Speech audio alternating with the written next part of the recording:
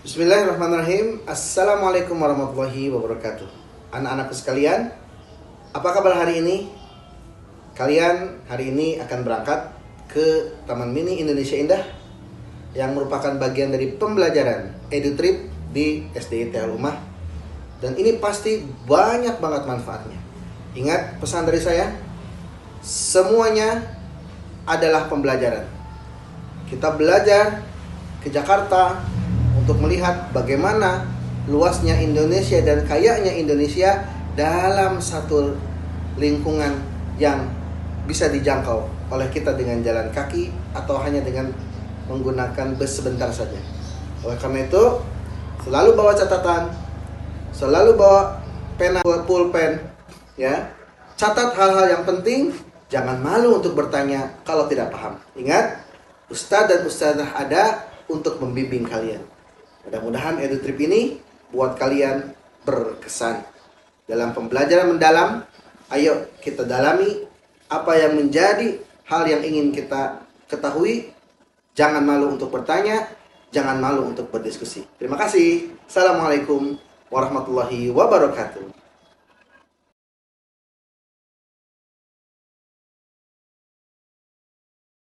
Assalamualaikum warahmatullahi wabarakatuh.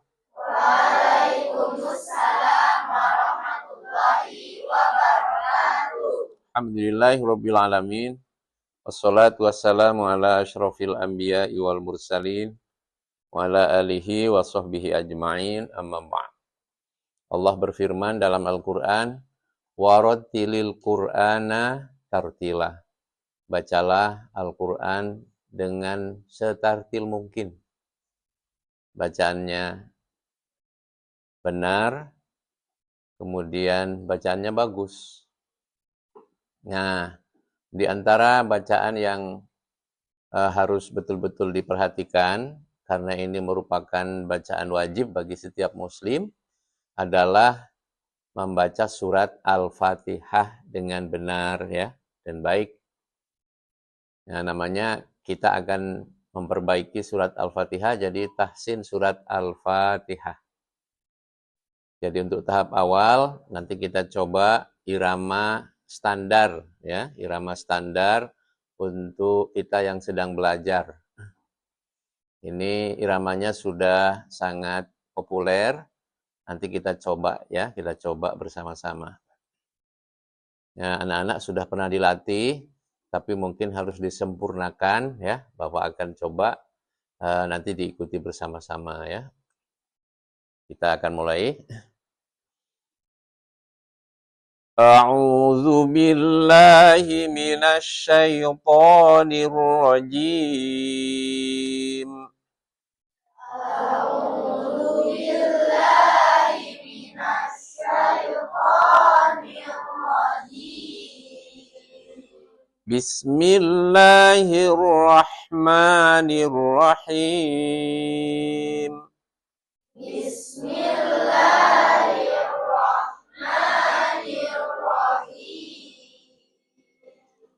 Alhamdulillahi Rabbil Alamin. Alhamdulillahi Rabbil Alamin.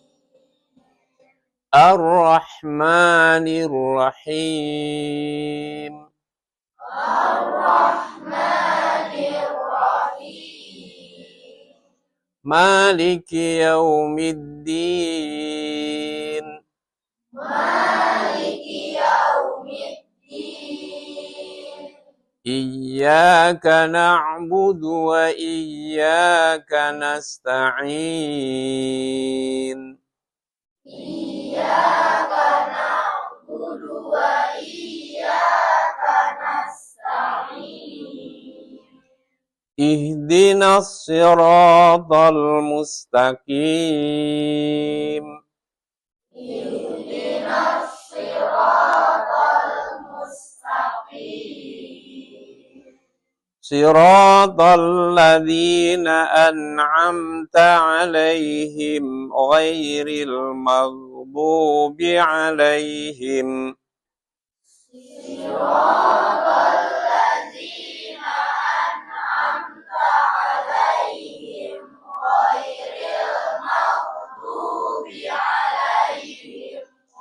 غير المغضوب عليهم ولا الضالين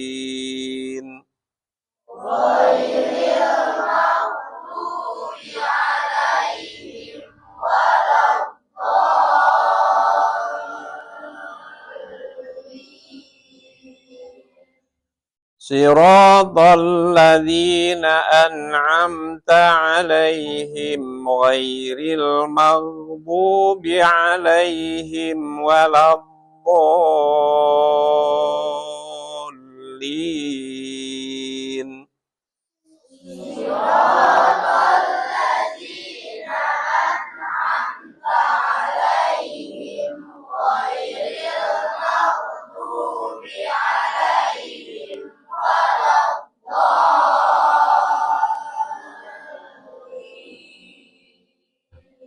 Alhamdulillah. Jadi anak-anak semua, kalian kelas 6 SDIT sudah punya bekal ya, bacaan Al-Fatihah dan tentu bacaan surat-surat yang lain.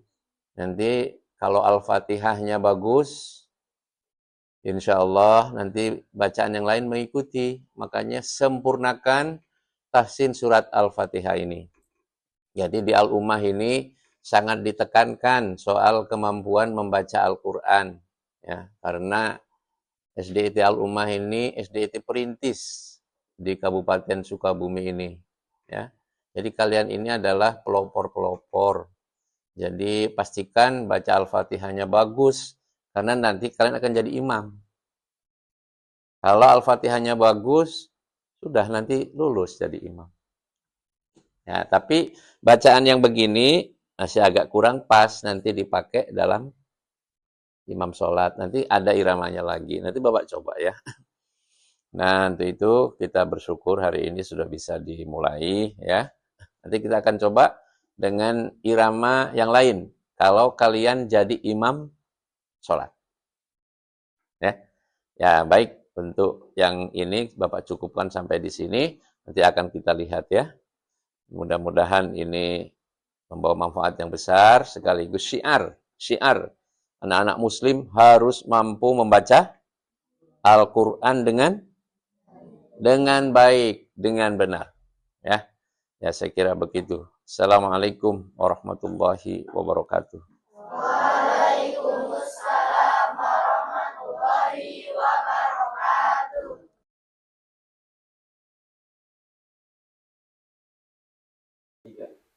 Assalamualaikum teman-teman, apa kabar hari ini? Hari ini kita mau kenalan nih dengan salah satu tokoh yang berpengaruh di sini, yaitu Bapak Pembina Yayasan Pelita Umat Indonesia. Beliau ini adalah orang yang ikut menjaga, membimbing, dan juga memastikan sekolah ini bisa menjadi tempat belajar yang aman, menyenangkan, dan juga ramah bagi anak. Yuk kita sapa dulu pembina kita hari ini. Assalamualaikum Bapak, sehat? Ya. Bapak sehat keadaannya? Alhamdulillah. Saya minta waktunya sebentar ya Pak, boleh? Baik. Iya.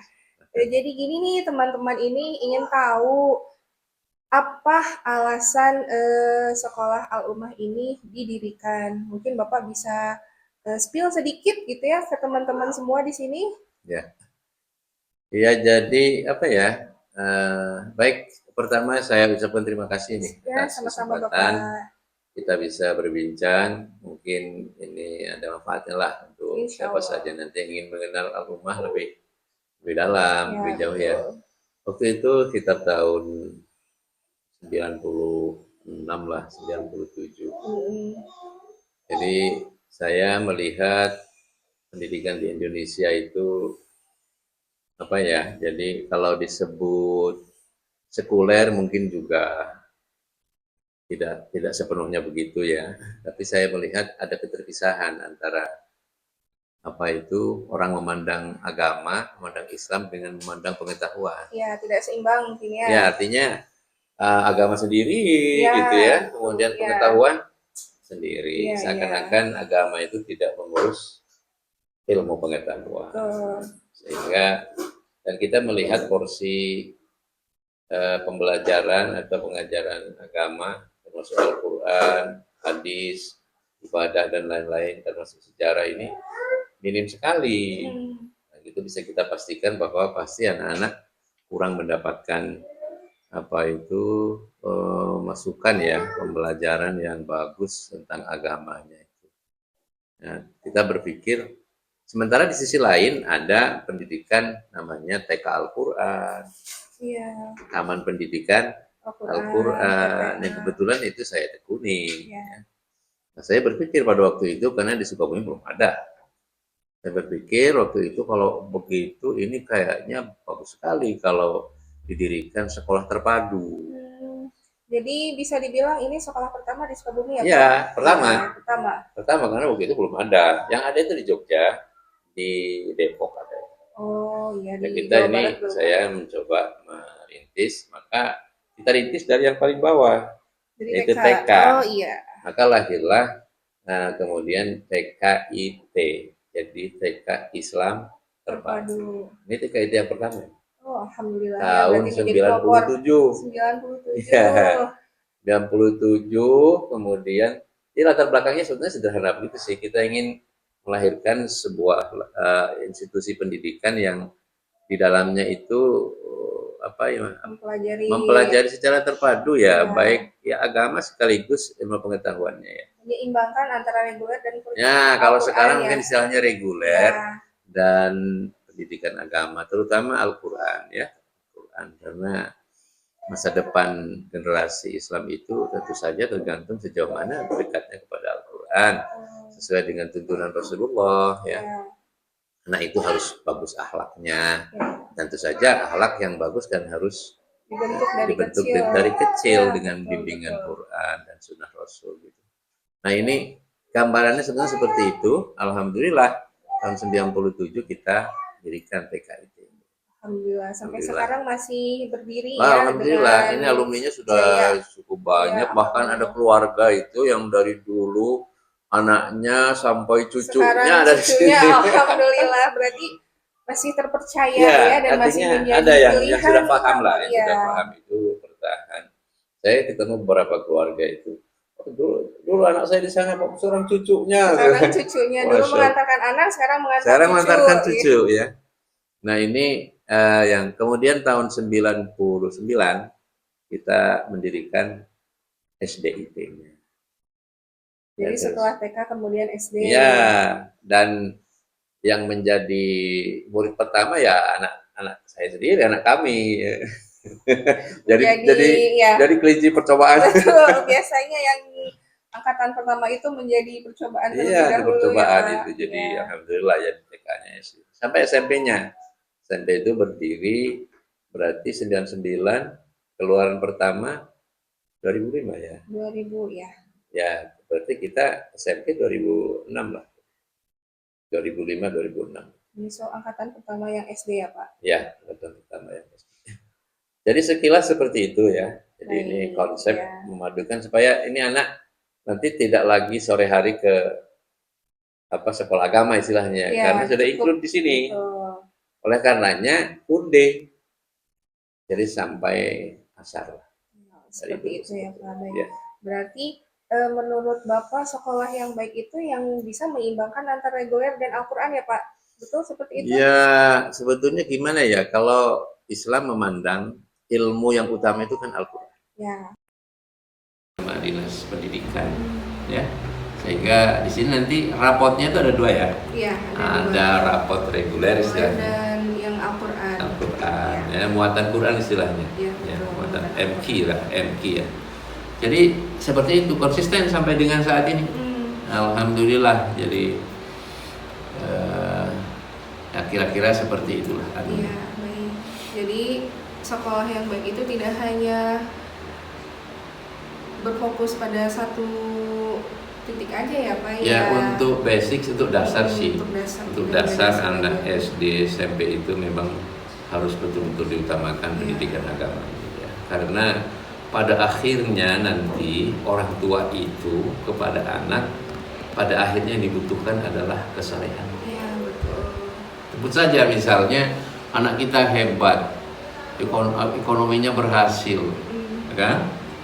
Oh, jabatannya tinggi, tapi tidak punya kesalehan. Iya, Dan akhirnya orang tua itu nggak butuh itu kok. betul. Yang dibutuhkan Yang dibutuhkan, kesalehannya. iya. Sebab kalau saleh, kalau anak saleh salehah itu akan berlanjut bukan hanya di dunia, tapi Juga sampai di orang akhirat. tuanya di Iya. akhirat, ya.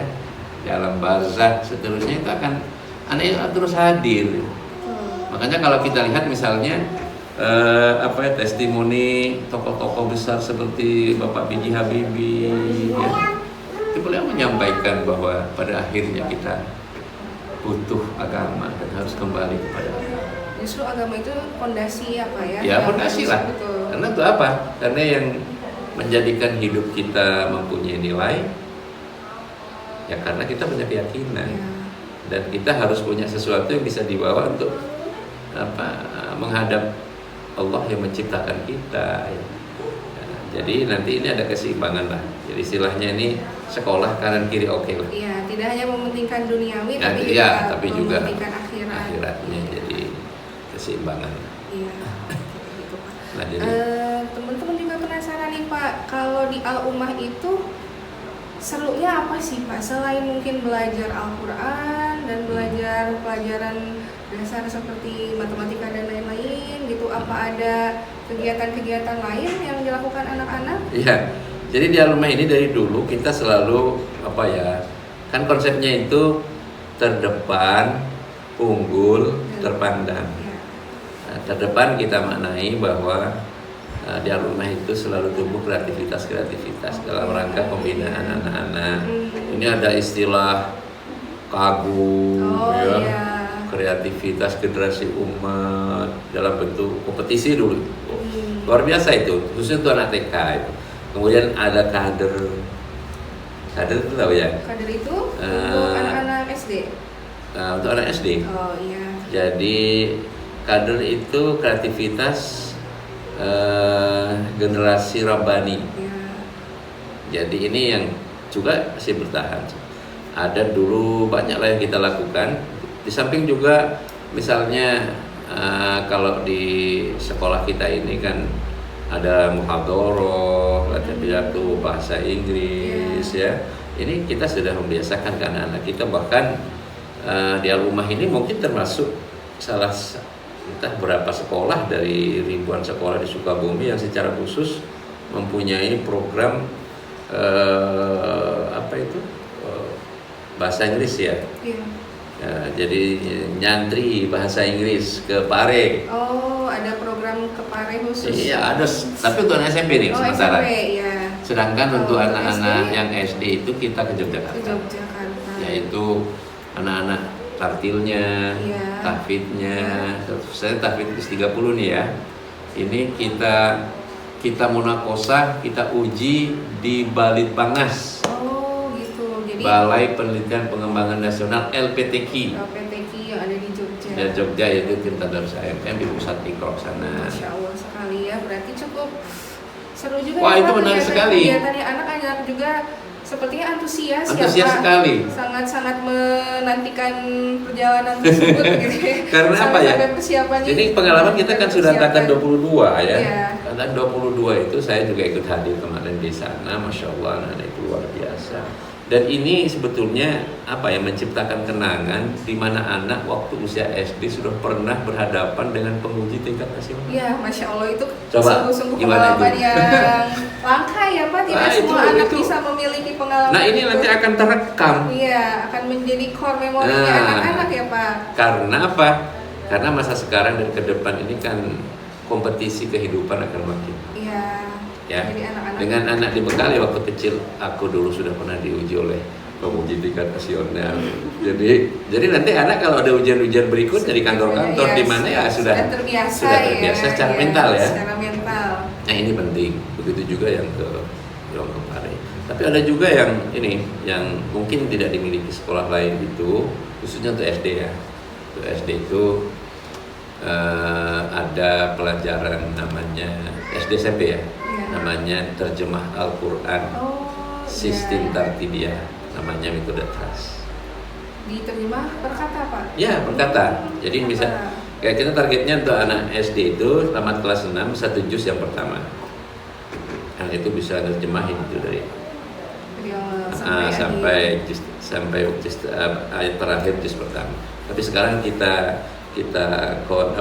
transformasi ke juz 30. Oh iya. Karena ini sesuai dengan hafalannya. Oh iya, biar anak-anak juga ya sudah hafal ayatnya, ya, hafal suratnya, hafal ayatnya, hafal pula isinya, artinya. Jadi kita harapkan nanti anak keluar dari rumah itu hafal surat dan ayatnya, hafal pula terjemahnya. Masya Allah. Kapan itu akan? Iya, mungkin lah. Hanya beberapa sekolah ya Pak ya yang menerima seperti itu. Saya belum ketemu, dan ini diuji juga nanti oleh tim penguji dari Tim Nasional Peningkatan Mutu Pendidikan Al-Quran Indonesia, Timnas PMPAI. Itu yang diasuh oleh Dr. Ahsin Safo Muhammad. Masya Allah. Beliau adalah pentasih Al-Quran Indonesia. Anak-anak berarti sudah teruji mentalnya ya Masya Pak. Allah. Nanti diuji juga. Ini diuji anak itu dites apa itu terjemahnya. Masya Allah. Merinding pokoknya kalau kita membayangkannya saja sudah wah sekali ya, Masya Allah. Itu yang tidak dialami oleh kita ya. Iya, saya juga pribadi tidak pernah mengalami seperti itu. Itulah. Jadi saya juga nggak ngalami dulu. Makanya saya tebus dosa itu dengan membuat konsep, yaitu metode terjemah Al-Quran sistem Tartibiyah. Baik. Nah, itu jadi cukup banyak juga ya Pak program-program. Banyak. Kalau untuk TK sih memang sudah tidak sedikit lah alumni TK di sini sudah khatam Quran. Alhamdulillah. Jadi ketika masuk SD mereka sudah bisa membaca Al-Quran. Sudah terbiasa lah. Tinggal perbaikan, iya. pembiasaan.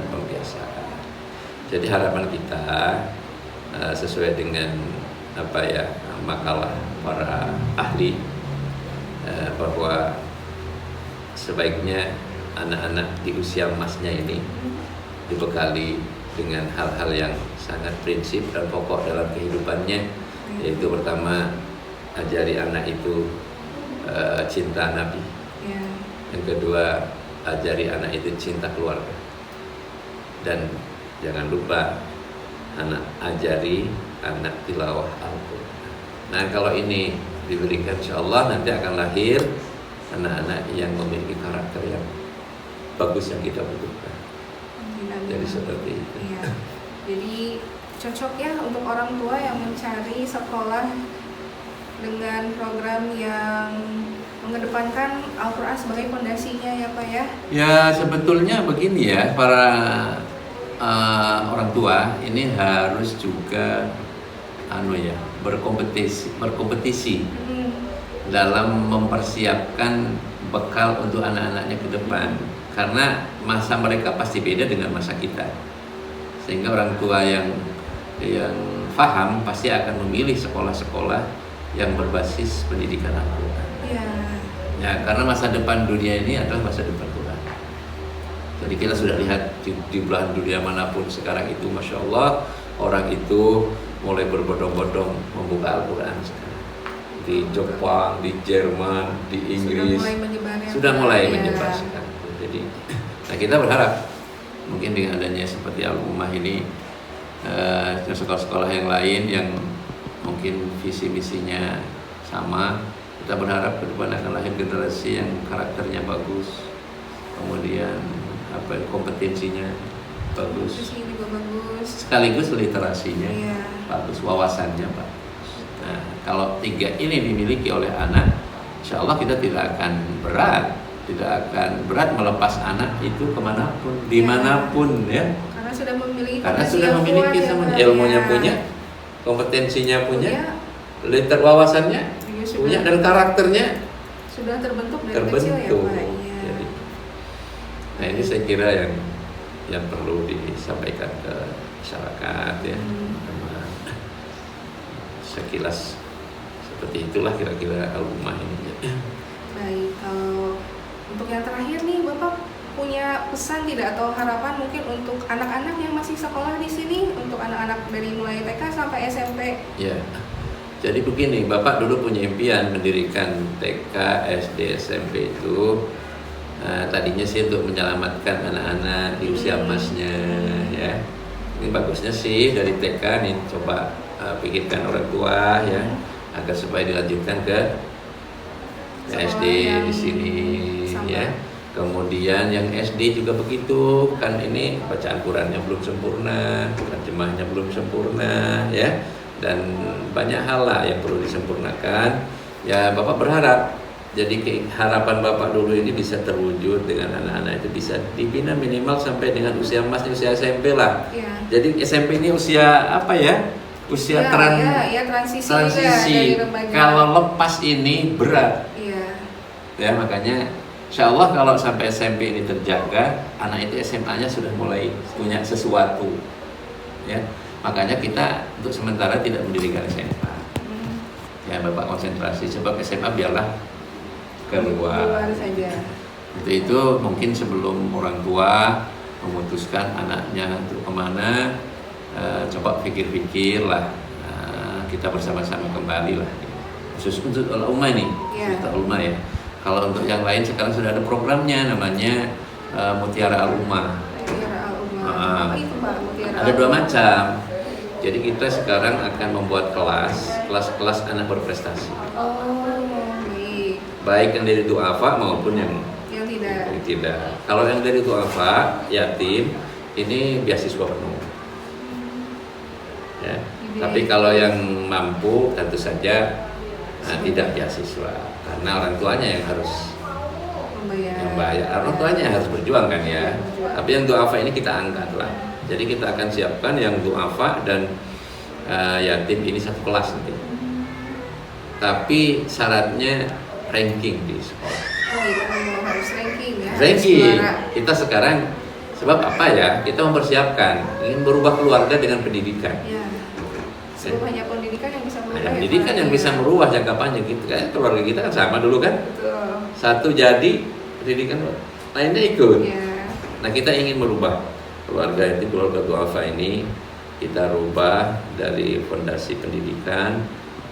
Mohon doanya kepada Sivitas, kepada semuanya. Sekarang sedang dirintis kelas baru di SMP IT namanya Mutiara Al-Ummah. Ada yang beasiswa Mutiara Al-Ummah, ada yang mandiri Mutiara Al-Ummah. Masya Allah sekali ya teman-teman, ternyata cukup apa ya, saya juga cukup terkesan ya setelah mendengarkan penjelasan dari Bapak Pembina kita ini. Baik Bapak, mungkin untuk hari ini cukup sampai di sini saja. Saya ucapkan terima kasih atas waktunya Bapak. Mohon maaf bila ada kata saya yang kurang berkenan di hati Bapak. Semoga kita bertemu lagi di lain waktu dengan keadaan yang sehat. Amin, amin. Kemudian juga dipanjangkan umurnya. Baiklah, cukup sekian pertemuan kita hari ini. Sampai jumpa kembali. Assalamualaikum warahmatullahi wabarakatuh. Salam.